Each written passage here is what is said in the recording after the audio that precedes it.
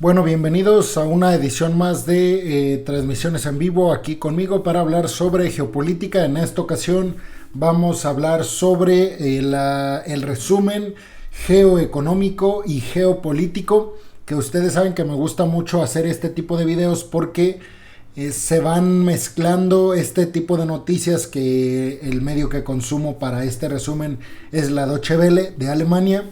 Ustedes saben que este tipo de noticias, que dura 12 minutos el video, se mezclan mucho y tienen mucho que ver, en la mayoría de los casos, con las noticias pues con las noticias que yo voy dando en la semana para mis videos de YouTube. Entonces me queda muy bien porque peloteo ideas que ya leí con el resumen que da la Deutsche Welle. Buenas tardes, Chusco. Gracias por estarme sintonizando. Chusco me ve desde España. Le mando un fuerte abrazo hasta allá. Bienvenido. También decirte que ayer sí leí la nota que me pasaste. Ahorita si quieres la comentamos. Nada más pues déjame decirles a todas las personas que estén viendo la transmisión en Twitch, pues los invito a que sigan mi canal. Y pues las personas que están viendo esto en Facebook y en YouTube, también los invito a que me busquen en Twitch. Ahí transmito diario de 2 a 3 de la tarde y hablamos de geopolítica. También invitarlos a que me sigan en Facebook, a que me sigan en YouTube y en Instagram, en Twitter, en todas las plataformas. Me pueden buscar como Peregrino Alejandro, ahí seguramente les voy a aparecer. Entonces bueno, vamos a empezar con este resumen de la Deutsche Welle, este resumen económico que nos da pie para hablar de todo lo relacionado en geopolítica internacional. Y porque les digo, se enlazan mucho con todas las noticias que yo les he venido dando en mis videos que ustedes pueden ver en YouTube y en Facebook. Antes de empezar, perdón, pues déjenme les platico rápidamente. Ayer Chusco me pasó una nota donde hablaba muy buena la entrevista con Rodolfo. Muchas gracias, Chusco. Él es esposo de una de mis profesoras de la universidad y sí, es muy bueno en geopolítica. Él es director, de hecho, de la carrera de Relaciones Internacionales de la universidad de la cual me gradué.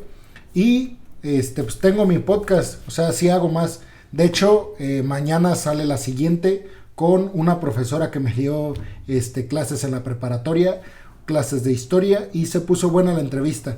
También ya tengo lista una entrevista de migración, especialmente el tema de mexicanos en Estados Unidos, pero también de centroamericanos en Estados Unidos y en general pues la migración, aunque hablamos puntualmente de este tipo de migraciones aquí en América Latina para con Estados Unidos, pues tiene mucho que ver con la migración que sufre España, con la que sufre el Reino Unido, Alemania, Francia y todos los países pues europeos que se ven, no quiero decir amenazados, pero sí golpeados por una migración masiva de personas que salen huyendo en busca de una mejor vida. Bueno, y antes quería comentarte, Chusco, pues te digo que sí revisé la nota que me pasaste ayer. En la nota que me pasó Chusco, hablaba sobre el papel de los países europeos y de cómo este tema de Rusia los tiene divididos en cierta forma y en ciertos aspectos. Países como Hungría, por ejemplo, se niega a tomar una postura radical en contra de Rusia, primeramente porque el presidente tiene muchos problemas con todos los miembros europeos, con el Parlamento Europeo. Es de un corte más de Donald Trump, es más derechista, más nacionalista. Sin embargo, hay que decir que gran parte del éxito de Hungría, que es una economía, digamos, exitosa, en gran parte del éxito fue porque se unió a la Unión Europea. O sea, tampoco le conviene a Hungría estarse ahí peleando con los países europeos. Pero bueno, pues obviamente ellos dicen, no, es que ¿por qué voy a dañar mis intereses? Refiriéndose al embargo del petróleo y del gas ruso. Porque dice, pues, o sea, me conviene más estar bien con Rusia.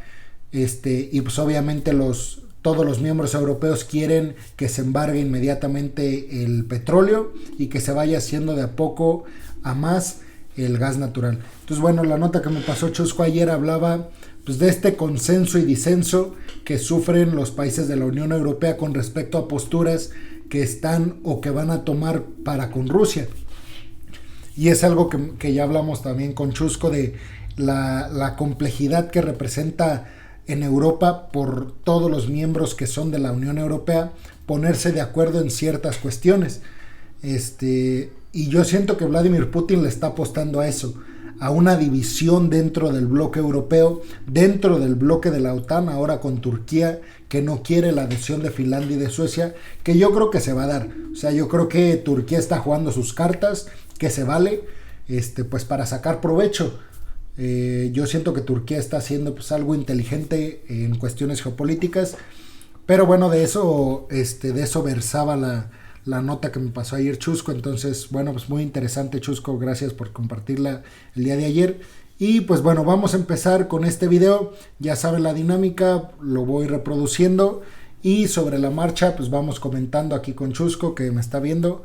Me parece que hay otra persona, no sé quién sea, y vamos comentando lo que salga en el video, y yo voy a tratar de hilar estas noticias con las noticias que yo les he dado hasta el momento en mi canal de YouTube y en mi página de Facebook, y pues con lo que vaya saliendo ahí. La encuesta que hacen de quién tiene la culpa de la guerra, si la hacen en Latino-Hispanoamérica sería diferente. Sí, es cierto.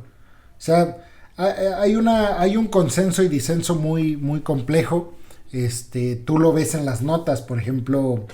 A mí por eso me gusta leer tanto, por ejemplo, en este caso de la guerra en Ucrania, me gusta leer la postura rusa y la postura occidental. Entonces tú ahí te vas dando cuenta cómo, sin que te digan las cosas literalmente, te van metiendo palabras que te hacen estar más de acuerdo y más en contra de una postura o de un bando. Entonces, por ejemplo, en los medios rusos jamás vas a ver la palabra invasión, porque para Rusia, para los medios rusos, presentan la noticia como una manera de salvar al pueblo ruso, esta intervención, como ellas lo llaman, no esta intervención, esta misión especial que está realizando Rusia en Ucrania. Y pues en la parte occidental pues te encuentras con palabras muy fuertes como una atroz invasión, una invasión catastrófica. Acusan a Rusia de ser la culpable de causar esta crisis de alimentos en todo el mundo. Y bueno, o sea, siempre el consenso y disenso es algo complejo, pero yo creo que ahí está el conocimiento, o sea, no buscando la verdad en un medio, sino en diferentes medios. Creo que es la postura que debemos tomar. Entonces, bueno, ya saben, la Deutsche Welle es un medio alemán, obviamente pro-alemán, obviamente pro-europeo y por ende pro-estadounidense, pro-OTAN y por consiguiente en contra de Rusia.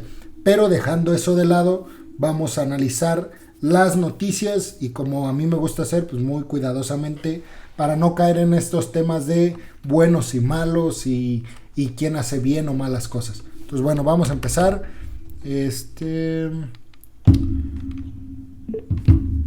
Vamos a ver.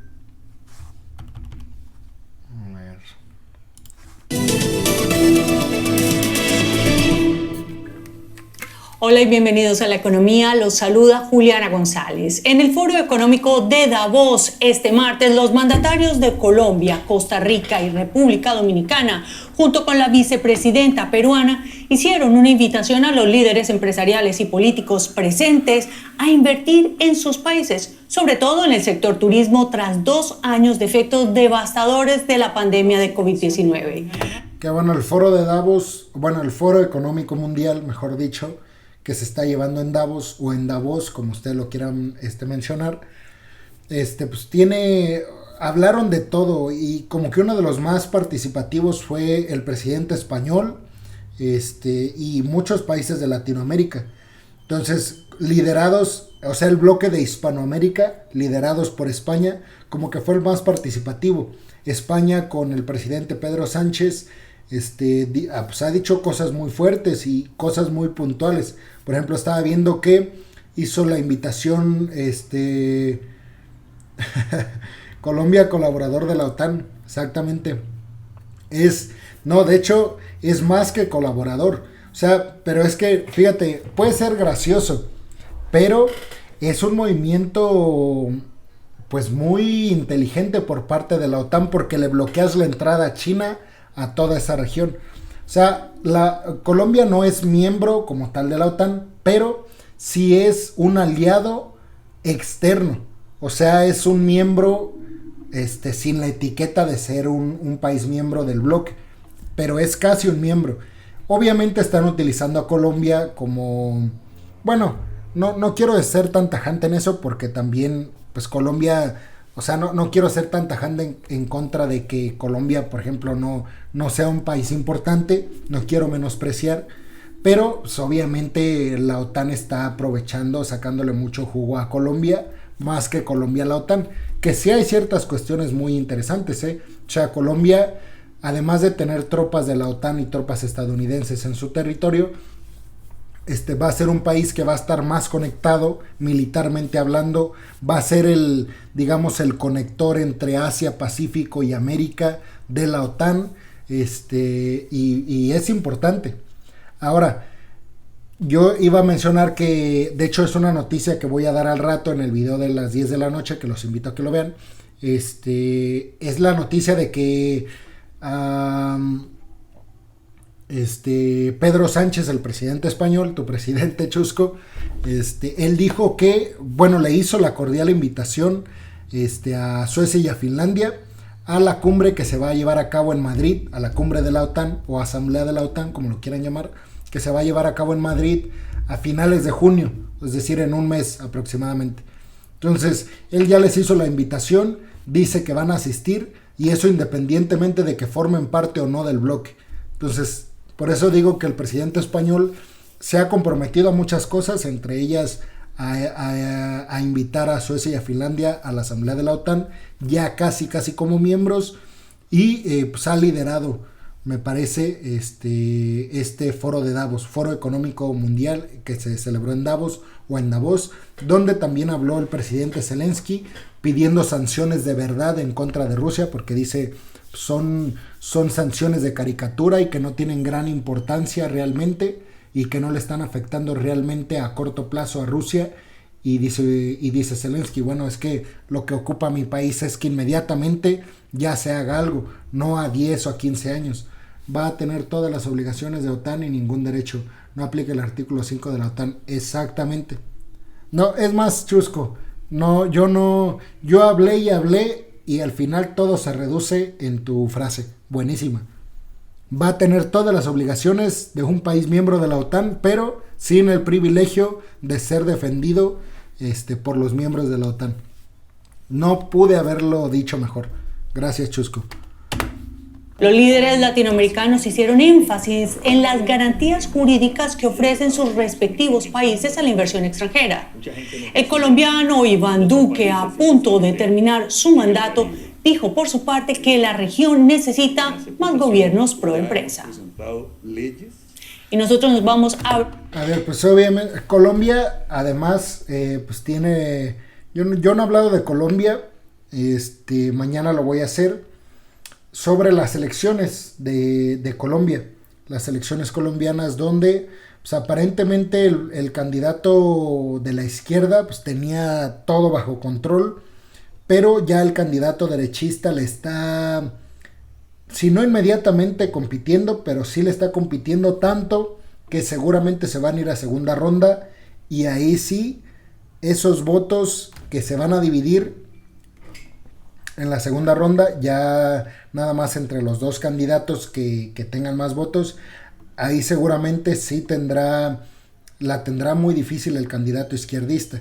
Y aquí pues obviamente lanza un guiño, ¿no? Todos, Iván Duque lanza un guiño diciendo pues que lo que necesita América Latina, que es cierto, es mucho más inversión, y para que llegue inversión pues tienes que tener políticas de impuestos mucho más bajas o mucho más sensibles o más delicadas para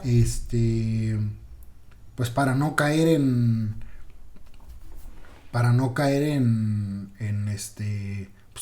ahuyentar a la inversión privada. O sea, entre tú más asfixias al empresario, pues tú como empresario pues te vas a donde no te asfixien. Es así de sencillo. Entonces, claro, necesitamos en América Latina mucha más inversión, sobre todo ahora que se están saliendo o que se están moviendo las inversiones en el mundo por lo que está pasando en Ucrania. Pero también hay que decirlo, o sea, los gobiernos que tenemos actualmente, que son más de izquierda que de derecha, pues tienden a ahogar al empresario y pues el empresario tiene miedo de entrar a América Latina. Pero bueno, pues eso es la apuesta pues de América Latina, y yo creo que pues sí, el libre mercado y el capitalismo es un motor gigantesco de crecimiento que debe de ser vigilado, controlado, para que después el mercado no se termine comiendo a la sociedad, al gobierno y a todo. No tanta vigilancia como en China, pero sí una cierta vigilancia, vigilancia por parte del Estado, repito, para que ese mercado no se termine comiendo a todo lo del país. Brasil, allí la inflación se dispara y se ubica por encima del 12%, de acuerdo con una encuesta Bloomberg. El alza de precios ha sido impulsada especialmente por los costos de los alimentos y del transporte. El aumento vertiginoso de los precios produce angustia en los bolsillos de la población y crea un dolor de cabeza para el mandatario Jair Bolsonaro, que busca este año la reelección. En Brasil aumenta el precio de la gasolina y el gas, un problema que afecta mucho a los taxistas.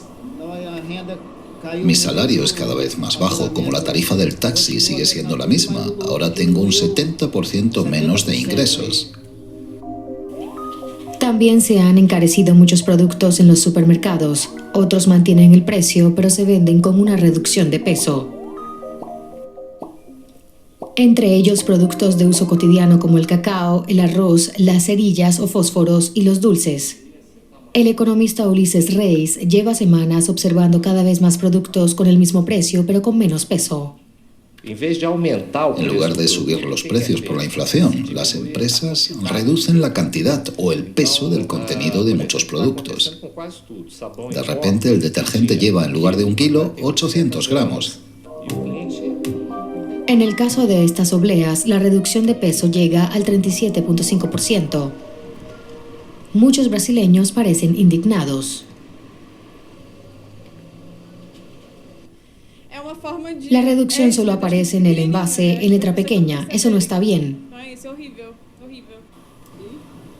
Así se lucra la industria en el capitalismo.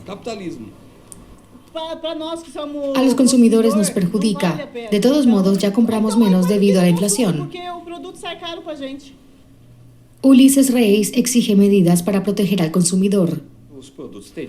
Todos estos productos tendrían que ofrecerse en estantes separados. De lo contrario, casi ningún comprador notará la diferencia de peso. Las personas con bajos ingresos son las que menos lo notan, dice el investigador. Es fácil pasarlo por alto. La reducción figura en letra pequeña, pero normalmente solo nos fijamos en el precio. El investigador también advierte de otras formas de manipular productos en tiempo de inflación. Sí, fíjate, Chusco, yo tampoco. De hecho, ahorita quería hablar, pero estaba muy concentrado por justamente también pensando en eso. De cómo, claro, o sea, una forma, y se me hace muy difícil que el gobierno, o sea, más bien, voy a replantear lo que iba a decir. Es imposible que el gobierno no sepa de esto y que inclusive lo apruebe, porque el gobierno pues funciona como un filtro para todos los productos que finalmente son ofertados en el mercado, ¿no? Para las personas. Pero sí, imagínense el ahorro que dan las empresas para sus producciones, quitando 100 o 200 gramos del peso de su producto.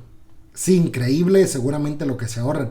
Y evitan obviamente subir el precio, y el gobierno así evita el descontento de la población. Es un ganar-ganar para el gobierno y para las empresas, no así para los consumidores. Que fíjate, eso seguramente está pasando ya en muchos lugares. O sea, se está escuchando, estamos escuchando esto, Chusco, por la Deutsche Welle, que están haciendo el ejemplo de Brasil, pero seguramente eso ya está pasando en muchos lugares, incluidos México y España. Aquí también está pasando aceite de 750 en vez de 1 litro por el mismo precio, pero no lo había pensado de ese modo. Ajá. Sí, es cierto. O sea, porque también una cosa es que sí te lo digan y digamos te cambian la botella de 750 mililitros, a por el precio que antes pagabas por la botella de 1 litro. O sea, puede ser eso, pero también puede ser que la botella de litro, sin darte cuenta, le bajen, ¿qué te gusta? Un pequeño espacio que para uno pues no lo notas cuando vas a comprar aceite, no te fijas cuánto volumen tiene, en realidad no te fijas en el precio. Entonces aquí hay de dos, o le están haciendo así, de que pues engañan totalmente a la gente, o cambian los productos, o sea, lo que antes eran 750 mililitros y que pagabas por 1 litro, pues viene siendo lo mismo, pero qué interesante, qué interesante, porque sí, Chusco, yo también no tenía ni idea que esto estaba pasando. No es solo la reducción del tamaño de los productos. Además de reducir el peso, algunas empresas degradan la calidad de sus productos. El café, por ejemplo, a veces se adultera con residuos vegetales e incluso con piedras trituradas. Puede ter até pedra triturada y otras cosas. Al final, los más perjudicados por la elevada inflación son los clientes. Y en una serie de intentos por controlar el alza de los hidrocarburos. Que bueno, aquí en México pues está muy difícil, pero pues obviamente más para abajo de nosotros en Centroamérica y Sudamérica pues seguramente está mucho más difícil. Pero en México yo por ejemplo tengo mi coche y ahora que fui a Guadalajara a presentar lo de mi tesis, pues me fui de aquí de mi casa y son como 3 horas y media, casi 4 horas manejando. Y pues no me acabo el tanque, me acabo como la mitad del tanque, poquito más de la mitad. Y entonces lo que anduve recorriendo allá, lo llené yo lo lleno muy poco porque casi no uso mi automóvil, me la paso aquí trabajando en casa, pero lo había llenado. Ya lo había llenado como 2 o 3 veces, pero de la última que me acuerdo, llené el carro, el tanque del coche de gasolina con 750 pesos. Que son, ¿qué? $38, más o menos. Con $38 llené mi coche de gasolina. Entonces pasó, les digo, como un mes, más o menos. Y ahora que fui a Guadalajara, le puse gasolina allá en Guadalajara antes de salir de allá para mi casa. Que les digo, son como 4 horas. Porque dije, bueno, pues para ya no echar en el camino, ¿no? Y como estaba ya casi vacío, dije, pues de una vez me voy a fijar con cuánto se llena. Y fueron 100 pesos más. Que son $5 más. Que digamos, o sea, puede ser que no es tanto, pero para una persona que $5 es su salario mínimo, imagínate. O sea, ni siquiera pensar en llenar la gasolina, pero mucho menos en comprar un coche. Eso es lo difícil de la inflación, que a las personas de abajo pues nos está costando mucho más trabajo tener la vida que teníamos hasta hace algunos meses, donde comprábamos cierta cantidad de comida, donde llenábamos donde llenábamos el tanque periódicamente cuando se nos terminaba. Todo eso, todas esas rutinas van cambiando precisamente porque la inflación sube y entonces nosotros nos ajustamos porque ganamos lo mismo, pero los productos cuestan distinto.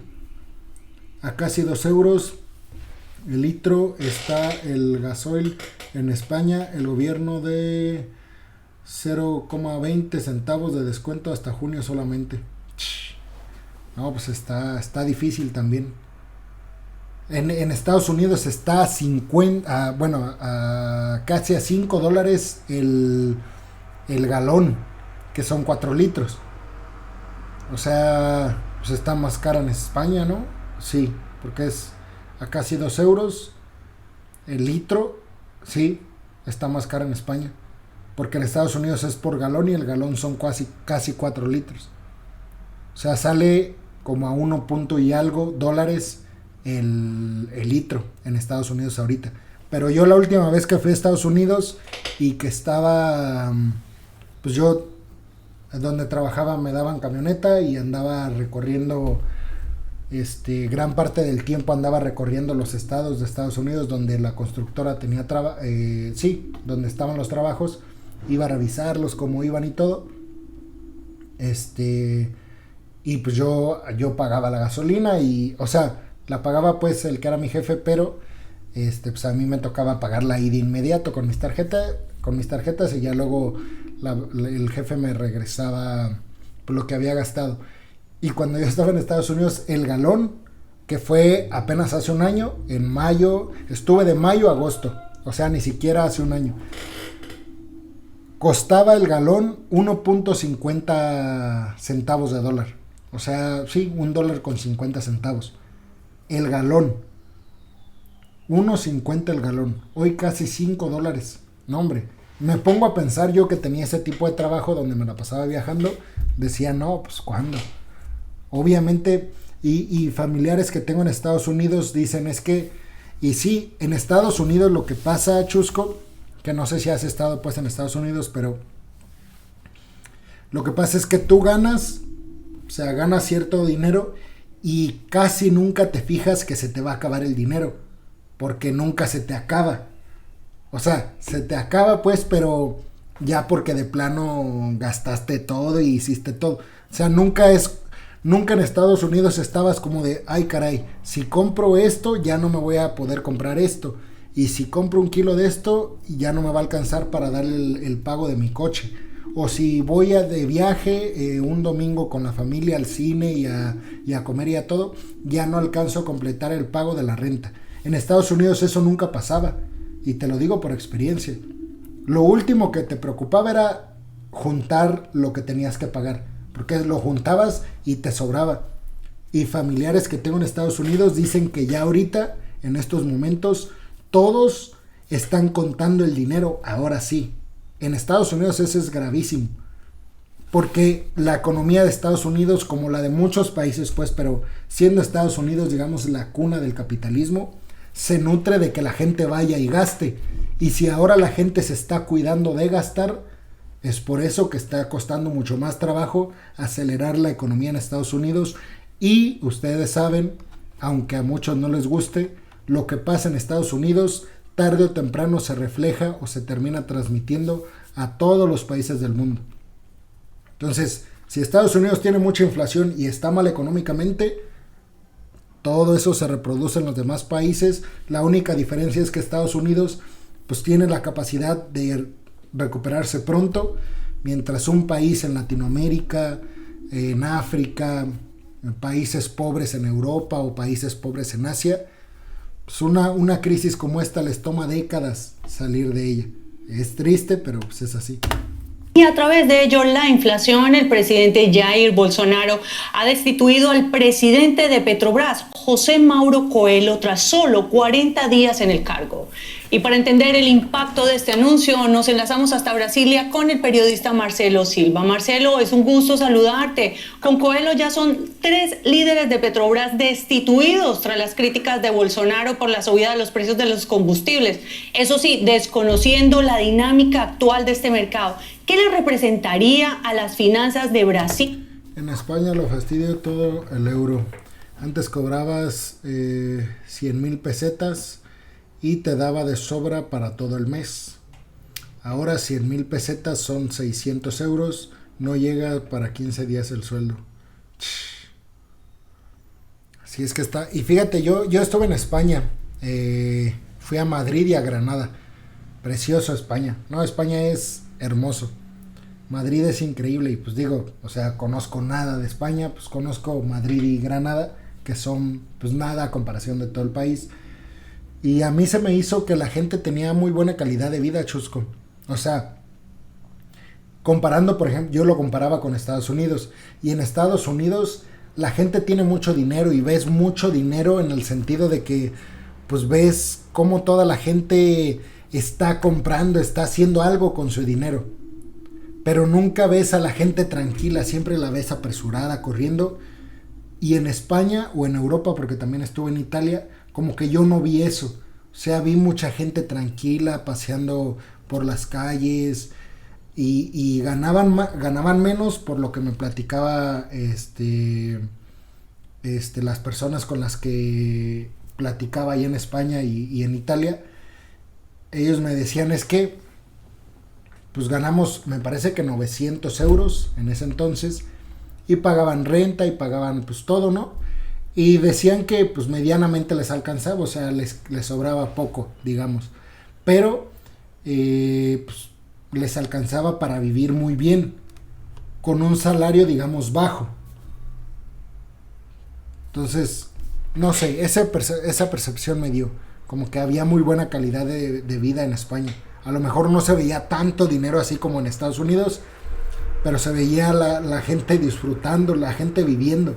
En Estados Unidos ves a la gente volando, trabajando, y cero tiempo, al menos pues así se percibe, y digo por experiencia propia, pues sí, solo te la pasas trabajando. Si Petrobras subsidia precios del combustible. Bueno, realmente está en una encrucijada el gobierno de Jair Bolsonaro, porque coinciden expertos, las soluciones para aliviar el bolsillo de los brasileños a través del precio de los combustibles en los surtidores no son nada fáciles. Y hablamos justamente de un cálculo que han hecho algunos economistas, que habla de que si el gobierno, a través del Tesoro, gastara cerca de 30.000 millones de dólares, eso, considerando el consumo promedio de diésel y de gasolina, impactaría en la bomba en una reducción de apenas 30 centavos. Para los brasileños, esto considerando un escenario en el que la guerra se apaciguaría y el dólar estaría bajo control aquí en Brasil. Dos factores realmente difíciles de controlar y que escapan a la voluntad del gobierno. Si pensamos en un subsidio a través de la compañía Petrobras, bueno, habría que ir al consejo directivo de la empresa y modificar las reglas internas, que por ley está atada a lo que pasa con el precio internacional del combustible en el mercado exterior. Esto porque es una compañía que cotiza en bolsa,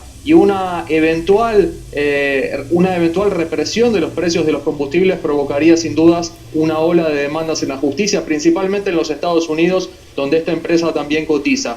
Una alternativa que está surgiendo por estas horas es que la nueva gestión de la Petrobras establezca plazos de hasta 100 días para repasar los reajustes de combustibles, algo que en la práctica ya está sucediendo, porque hace 76 días que los precios de la gasolina no se ajustan en los surtidores brasileños. Marcelo, y muy brevemente, ante tantas molestias, ¿podríamos estar ante una privatización de Petrobras? Sin dudas es el clima que busca montar el presidente brasileño Jair Bolsonaro, que cada vez que habla de la compañía se queja de los excesivos lucros, dice que son abusivos y que no están prestando ningún tipo de servicio a los brasileños. Una discusión que el gobierno intenta impulsar, pese a que aquí en Brasilia los diputados, incluso ministros fuera de micrófono, reconocen que la privatización de la compañía es algo que al menos en este primer mandato de Bolsonaro no prosperará, porque en el Congreso brasileño, donde muchos diputados se juegan su reelección este año, no existe clima político para avanzar en ese sentido, y nadie quiere correr con el costo político de vender una empresa que para la mayoría de los brasileños debería continuar siendo estatal. Coyuntura compleja, gracias. El problema eterno de las paraestatales, que es algo como lo que tenemos aquí en México, como Pemex, que digo, pues un montón de corrupción las invade, y están envueltas de corrupción, y al final de cuentas ayudan poco. Te venden esta idea de sí, el petróleo es de los ciudadanos y del pueblo, y tenemos que crear una paraestatal para explotar los recursos del país, pero en la práctica eso no sirve nunca, porque son controladas por personas comunes y corrientes que al final, tentados, llegan a cometer corrupción. Y es triste, pero es cierto. Entonces, cosa diferente con la propiedad privada, que cuando alguien no da resultados, se va, llega otro nuevo, lo hace mejor, se quedan así, demandas a la persona que te robó, te regresa el dinero, pero casi siempre todos esos puestos públicos de las paraestatales inclusive tienen hasta fuero, o sea, todavía están protegidos para que se les investigue. Son una cochinada las paraestatales, en mi opinión. Nunca funcionan, nunca van a funcionar. Así la gente se jacte de decir que los que vienen a invertir en recursos naturales del país son unos ladrones y que el país necesita tener su propia empresa para explotar sus propios recursos. Eso nunca funciona. Tristemente, por ejemplo, en México, pues tenemos un presidente que está empecinado en crear paraestatales, ahora para el litio, y va a pasar lo mismo que con Pemex y que con CFE. Nunca terminan de funcionar, porque pues, son lideradas por personas comunes y corrientes, o sea, por personas corruptas. Esa es la verdad. Entonces, bueno, pues sí, yo no creo que tampoco, o sea, no va a pasar nada en Brasil, al menos en este periodo. Pasará seguramente algo en el siguiente periodo, cuando si es que gana Jair Bolsonaro, pero por lo pronto no va a pasar absolutamente nada, porque es más, ni Bolsonaro quiere correr ese riesgo. Oye, como ya se vienen las elecciones, todos están calmados y pasos muy firmes y muy seguros. Nada de especulaciones, porque se pierden muchos votos y se pierden candidaturas. Marcelo Silva por estos análisis desde Brasilia. Y han pasado 14 años desde que el gobierno de Evo Morales nacionalizó el litio en Bolivia. El llamado oro blanco se ha convertido en uno de los metales claves para la fabricación de baterías eléctricas y el almacenamiento de energías renovables. Ahora el presidente Luis Arce lanza una nueva estrategia con empresas extranjeras, pero sin incluir a las comunidades. Salinas hasta donde alcanza la vista. Lo único que los lugareños no pueden ver aquí es un futuro, a menos de que el gobierno construya una mina de litio y cree puestos de trabajo para la gente del lugar. Rabia, ¿no? Pudiendo dar trabajo aquí a la gente, no solo esta comunidad, sino somos muchas comunidades así olvidadas. Siempre hemos pedido nosotros que nos den trabajo. Porque ahí está su nacionalización del litio y de todos los recursos. Eso es la nacionalización. No sirve de nada en la práctica. En el discurso político del político, valga la redundancia, estando ahí en la plaza, en su palacio, dando una conferencia, se escucha muy bien. El litio es de los mexicanos, el litio es de los bolivianos, el litio es para los mexicanos. Ahí se escucha, pero bonito. En la práctica pasa esto, porque el gobierno es corrupto, el gobierno es inservible, el gobierno falla, el gobierno tiene grietas gigantescas. Yo no digo que no debe de existir el gobierno, debe de existir, pero no debe de ponerse a hacer cosas que no sabe, como tener empresas. Sí, este es Norte Potosí, tiene minerales, el litio, la minera, y deberían haber recibido la gente de... Debajo de estos salares, en el departamento de Potosí, se encuentra el mayor yacimiento de litio del mundo. Podría convertirse algún día en una enorme fuente de riqueza para Bolivia y también para la gente pobre de Juliaca. Sin embargo, existen varios obstáculos. El país andino invirtió $700 millones en una tecnología de extracción que ahora se considera obsoleta. La actual legislación boliviana prohíbe a empresas extranjeras la extracción del mineral. Por eso, sería necesario primero modificar la ley. Críticos del presidente boliviano Luis Arce dicen que su gobierno socialista ha dejado a las comunidades locales fuera de cualquier proyecto. Actualmente no tenemos absolutamente ninguna determinación, ni siquiera tenemos un canal de opinión. La manera como... A ver, el coche eléctrico es una estafa. Dice... Pulvo dice que un coche eléctrico necesita casi 20 para compensar el CO2. Ah, no, sí. O sea, la realidad es que... o sea, en muchos rubros sí contamina más el auto eléctrico. De hecho, por un problema, o sea, las baterías. Sí es cierto, pero lo que pasa es que el petróleo no tarda en causar problemas porque no va a haber suficiente. Se tienen que empezar a migrar a ciertas tecnologías, ciertos combustibles. Porque, a ver, el auto, digamos, el auto como tal puede que contamine menos, vamos a decir, contamina menos el de inyección normal del motor que utiliza gasolina, a comparación de un eléctrico. Eso, si quieres, la compro, chusco. Pero lo que se habla es de todo el proceso que significa construir uno y otro. Y en esos procesos, tanto de fabricación para llegar a la... O sea, finalmente tú construyes el auto eléctrico y ya no estás consumiendo baterías en exceso. Como si compras uno de gasolina, estás consumiendo energía. Estás consumiendo ese combustible. Con el eléctrico, o sea, no se compara lo que contamina la gasolina con lo que contamina la luz eléctrica. Entonces sí, entiendo el punto y sí es cierto. Pero en el proceso, en la suma del proceso, del producto, de la compra y venta, de todo lo que significa, ahí sí contamina menos digamos, en la suma de todos estos factores, contamina menos el eléctrico, pero sí tienes un punto. Es en gran medida una mercadotecnia por parte de las compañías que tienen carros eléctricos como Tesla, que obviamente quieren que se los compres a ellos. Tanto se olvidaron las compañías de los autos eléctricos, que ahora están desesperados por sacar un producto que le compita a Tesla.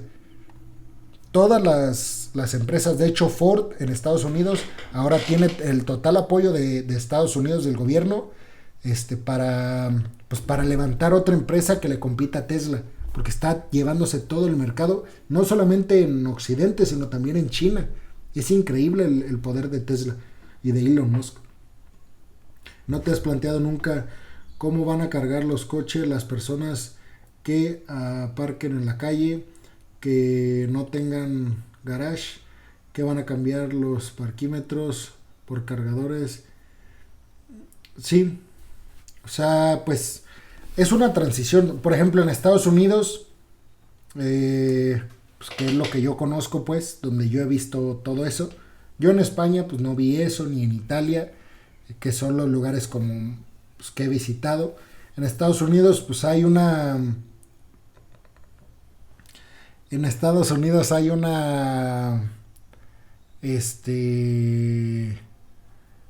¿cómo se llama? En Estados Unidos hay una estación para cargar el auto eléctrico cada salida, que es cada milla. Están en McDonald's, están en Starbucks, están en Dunkin' Donuts, están en restaurantes, en gasolineras, en un montón de lugares comunes y corrientes hay estaciones para cargar el auto eléctrico. Entonces yo no creo que sea problema.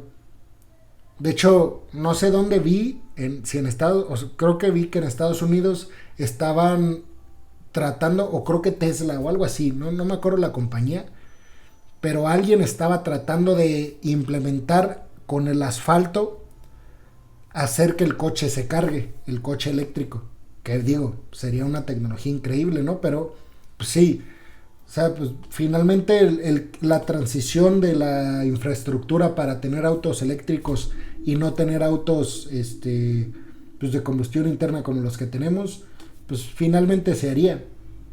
Obviamente más rápido los países los potencia, pero yo sí creo que el auto eléctrico pues ya no es el futuro, o sea, es el ahora.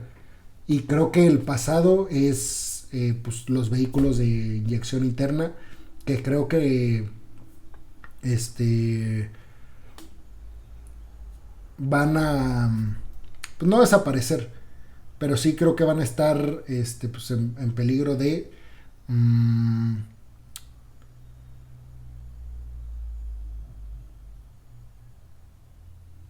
Creo que me corté. Bueno. A ver. Vamos a ver esto. Y bueno, un saludo a Julio, a César Chusco. César es un amigo de aquí, que vive aquí donde yo vivo. Entonces, gracias Julio por estar sintonizándome. No sé qué es esa cara que mandaste, pero gracias por estar aquí. Pero tienes que ir y esperar a que cargue, perder 20 o 30 minutos cada pocos días. Lo del asfalto, lo había oído, podría ser una solución. Pues sí, pues yo prefiero la neta quedarme 20 o 30 minutos esperando a mi coche que gastar pinches 800 pesos en llenando mi tanque. Se corta a veces, Peregrino. Oh, sí. Perdón, Chusco. Bueno, vamos a ver esto. Se está decidiendo la elección de la empresa o de las empresas para la extracción directa de litio. Eso nos enteramos por la prensa.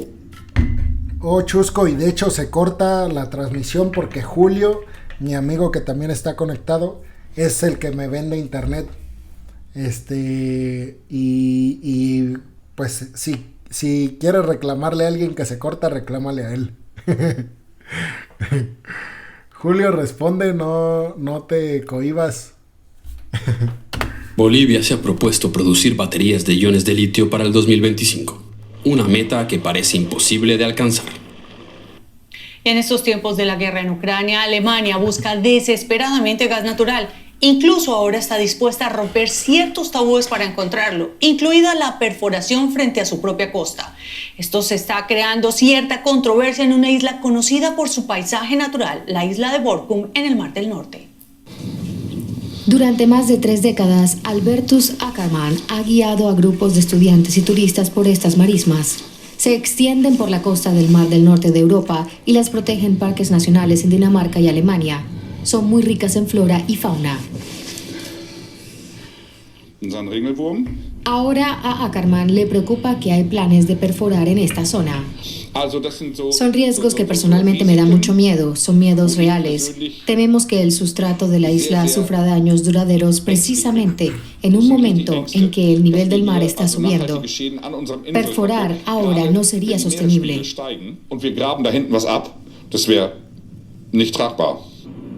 Borkum prospera gracias al turismo, atraído por la naturaleza de las marismas y de sus limpias y extensas playas. La isla de 5.000 habitantes puede recibir hasta 35.000 visitantes en temporada alta. El gobierno de Hannover rechazó inicialmente la perforación. Ahora apoya el proyecto, alegando que la guerra lo ha hecho necesario. La petrolera Juan Díaz calcula que hay 60.000 millones de metros cúbicos de gas natural en la reserva, que supera la frontera con los Países Bajos. La plataforma estará a 20 kilómetros de Borkum, en aguas holandesas y fuera por poco del Parque Nacional. Los vecinos de Borkum citan a menudo la cercana ciudad de Groningen en los Países Bajos. Allí las perforaciones de gas provocaron cientos de pequeños terremotos en los últimos años, provocaron la destrucción de muchos hogares y el enojo de los lugareños. El director general de la empresa asegura que se han realizado evaluaciones medioambientales y dice que no se puede comparar con lo sucedido en Groningen, donde las reservas están justo bajo la ciudad. Se estudió la posibilidad de que se produzca un hundimiento y no se va a producir bajo las islas o bajo sus construcciones. El yacimiento del que extraemos gas no está cerca de la isla. Los habitantes de Borkum también usan gas y entienden que tiene que ser asequible, pero no porque hay que perforar frente a sus costas. Puede que a la gente de fuera les dé igual que se perfore junto a Borkum y que 20 kilómetros parezcan una distancia suficiente, pero creo que es comprensible para cualquiera que los isleños nos preocupemos y lo critiquemos. Y hasta aquí la economía. Gracias por elegirnos. Bueno, pues esta última nota, pues la eterna discusión, ¿no? El prosperar económicamente a costas de, pues, acabar con los recursos naturales, que seguramente es algo que se va a dar aquí, específicamente lo que están hablando de Alemania, porque, pues, por la urgencia de depender lo menos posible de Rusia, de su gas natural. Entonces, yo pienso que se va a dar. Es un proyecto, pues, obviamente a largo plazo, por eso quienes dicen que, o sea, que inmediatamente se tiene que dejar de comprar gas natural ruso. Pues no es tan fácil. Son proyectos que ya tiene Alemania, no solamente para extraer gas natural como este proyecto, que es un proyecto más de la Unión Europea, no nada más de Alemania, pero es un proyecto que se suma a proyectos como la construcción de plantas que reciben el gas natural licuado de Estados Unidos, de Qatar, de Australia, y estas construcciones de estas plantas pues van a hacer que puedan recibir más gas natural licuado, que aunque sea más caro, lo van a preferir en lugar del gas natural de Rusia. Lo que pasa es que ahorita no pueden recibir más gas natural licuado porque no hay la infraestructura para recibirlo. Porque el gas natural licuado llega en barco, llega a las costas del país al que está llegando, y luego se transforma a gas natural, pues del normal, digamos, no sé el concepto, cómo se le diga, pero se transforma de gas licuado al gas normal, que ya nosotros es el que utilizamos. Eso lleva un proceso ya cuando llega al país al que se le está vendiendo. Europa no cuenta con infraestructura suficiente para recibir más gas natural de este tipo. Estados Unidos tiene la capacidad de ofrecerle más, igual Qatar, igual Australia, igual Canadá, pero el problema es la infraestructura. Todos estos proyectos ya los están empezando en Europa y seguramente en algunos años la dependencia podrán bajarla a cero del gas natural ruso. Por lo mientras, pues aguantarse y a seguir financiando la guerra contra Ucrania. Bueno, pues muchas gracias, Chusco, por estar viendo pues toda la transmisión. Gracias, como siempre. Te mando un fuerte abrazo, cuídate mucho. Gracias, Julio, por conectarte, aunque sea el último. También te mando un abrazo. El sábado nos vemos para ver la final de la Champions. Y bueno, pues muchas gracias a ambos y muchas gracias a todos y a todas los que vean este video aquí en Twitch. No olviden seguir al canal, y también muchas gracias a todas las personas que interactúan en mis redes, interactúan con mis videos, porque pues gracias a ustedes es que este proyecto puede continuar.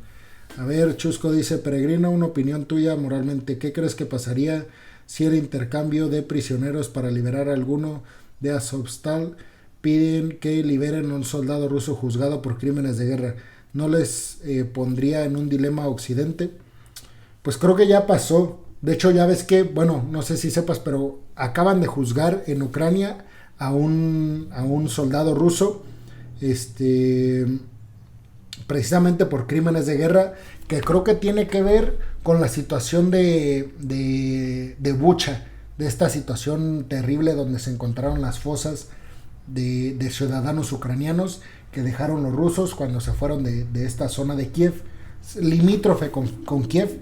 Entonces creo que ya fue juzgado, y creo que eso que comentas es justamente lo que está pasando.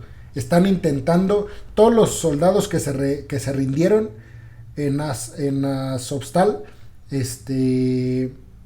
están intentando, o sea, como que lo está intentando Rusia, intercambiarlos por este soldado específicamente que yo vi, que fue juzgado en una corte ucraniana por crímenes de guerra. Yo creo que, híjole, no sé. Bueno, si tú me preguntas qué haría yo, pues yo sí lo intercambiaría, porque a final de cuentas yo no creo que en eso esté metido Occidente, sino nada más Ucrania, y creo que a Ucrania le debe de importar más sus ciudadanos y debe renunciar a juzgar a un soldado que, aunque sí cometió crímenes de guerra contra sus ciudadanos, pero pues finalmente hay personas que están vivas, que son prisioneros de guerra y que esperan volver. Entonces yo creo que yo haría eso. Ahora, si es moralmente correcto o no, pues eso sí no lo sé. Eso es lo que yo haría. No sé si es moralmente correcto. Pero creo que Occidente todavía no está tan metido en eso.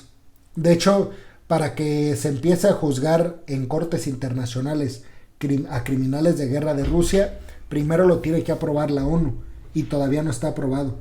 casi está aprobado. De hecho, por eso estuvo Antonio Guterres, el secretario general de la ONU, estuvo en Bucha ahí él viendo todo lo que había pasado, precisamente por presión de Estados Unidos de que quieren que la ONU apruebe que se juzgue a criminales de guerra en cortes internacionales, que sería algo así como lo que pasó con los nazis. Eso a final de cuentas se dará cuando termine la guerra, que muchos dicen que la va a ganar Ucrania, que tiene posibilidades. Yo creo que es casi imposible, pero bueno, o sea, yo creo que sé muchísimo menos de aquellos que dicen que tiene probabilidades, entonces pues quién sabe. Pero bueno, pues ahora sí me despido, Chusco, muchas gracias. Espero haber contestado tu pregunta. Cuídate mucho. Nos vemos el día de mañana en otra transmisión más. Hasta luego. Gracias. Un abrazo a todos y a todas.